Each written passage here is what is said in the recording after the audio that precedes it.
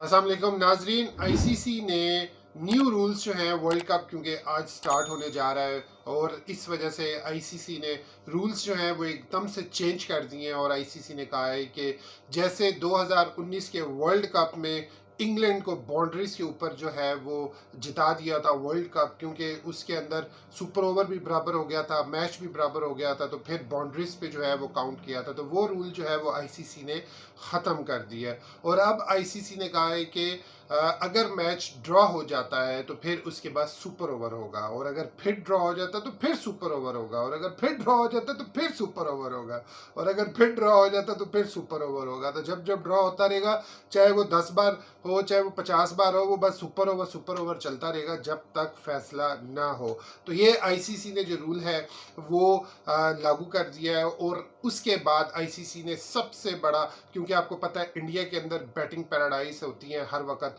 तो आईसीसी ने कहा है कि पिचेस जो हैं वो भी स्पोर्टिव बनेंगी, और उसके साथ साथ जो बाउंड्री है वो 70 मीटर्स तक होगी कम से कम, क्योंकि इससे कम नहीं होगी। और सिर्फ एक धर्मशाला जो स्टेडियम है, क्योंकि वो ऑलरेडी छोटा है, जहाँ पे न्यूजीलैंड और इंडिया का मैच है, वहाँ पे कोई 65 के करीब बाउंड्री है। तो उन्होंने कहा है कि उस बाउंड्री को भी आप एटलीस्ट 68 तक करें, लेकिन बाकी जितने भी मैचेस होंगे वो कम से कम 70 मीटर जो होगी बाउंड्री, इससे छोटी आप बाउंड्री नहीं रख सकते। क्योंकि आपको पता है इंडिया के अंदर एक तो वैसे ही पिच जो है वो फ्लैट होती है, और उसके बाद बाउंड्रीज जो है वो भी 55-60 पे रख दी जाती हैं। तो आईसीसी ने ये भी रूल जो है वो लागू कर दिया है कि वर्ल्ड कप के अंदर 70 मीटर से कम जो है वो बाउंड्री नहीं होगी।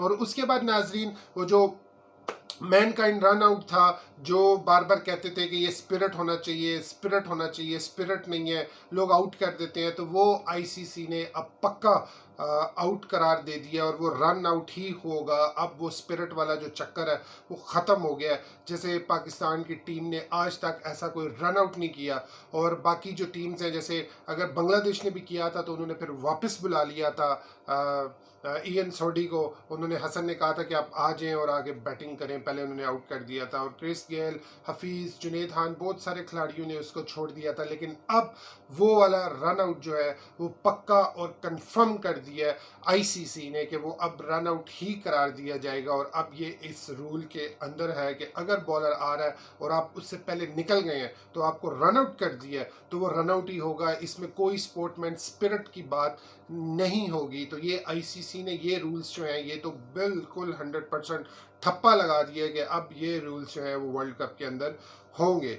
और इसके साथ साथ आईसीसी ने, इसके बाद आईसीसी ने एक और रूल लगा दिया कि अगर ग्रुप स्टेज के अंदर अगर कोई टीम बराबर हो जाती है और दोनों के पॉइंट्स जो हैं वो सेम हो जाते हैं और सेमीफाइनल क्वालिफाई करना है, तो फिर उसमें देखा जाएगा कि दोनों के पॉइंट्स अगर बराबर हैं और रन रेट भी बराबर है, तो फिर आईसीसी ने ये फैसला किया है कि जो सुपर लीग के अंदर जो सबसे ऊपर होगा वही आगे सेमीफाइनल के लिए क्वालिफाई करेगा नेक्स्ट राउंड के लिए।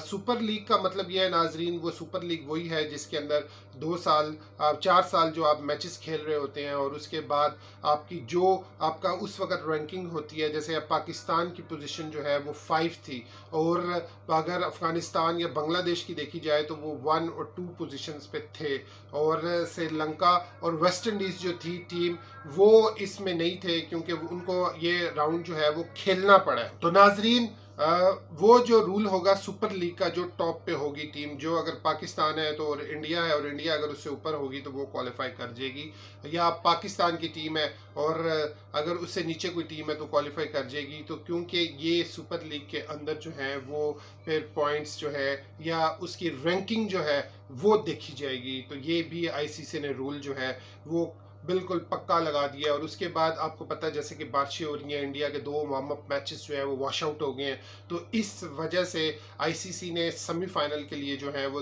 2 रिजर्व डे रखे हैं, और सेमीफाइनल के लिए रिजर्व डे रखा है और फाइनल के लिए 2 रिजर्व डे रखे हैं। और यानी वो अगर फाइनल हुआ तो दूसरे दिन भी बारिश हुई तो भी, फिर उसके बाद भी बारिश हुई तो भी रिजर्व डे, तो फिर उसके बाद यानी 3 दिन तक ये मैच जो है वो जारी रह सकता है। और उसके बाद डक वो सिस्टम जो आएगा वो लागू हो जाएगा, जैसे पाकिस्तान इंडिया के मैच में हुआ।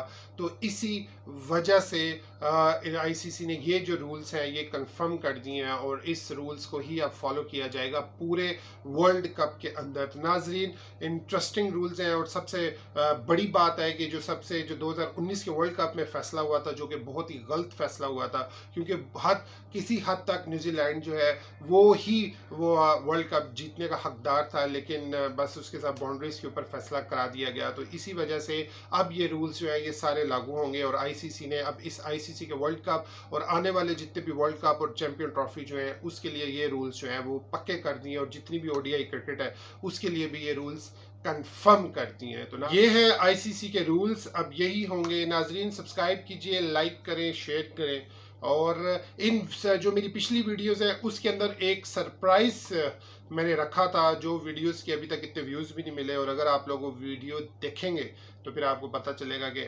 व्यूअर्स के लिए क्या सरप्राइज पैकेज है। दुआ में याद रखिएगा। टेक केयर, अल्लाह हाफ़िज़।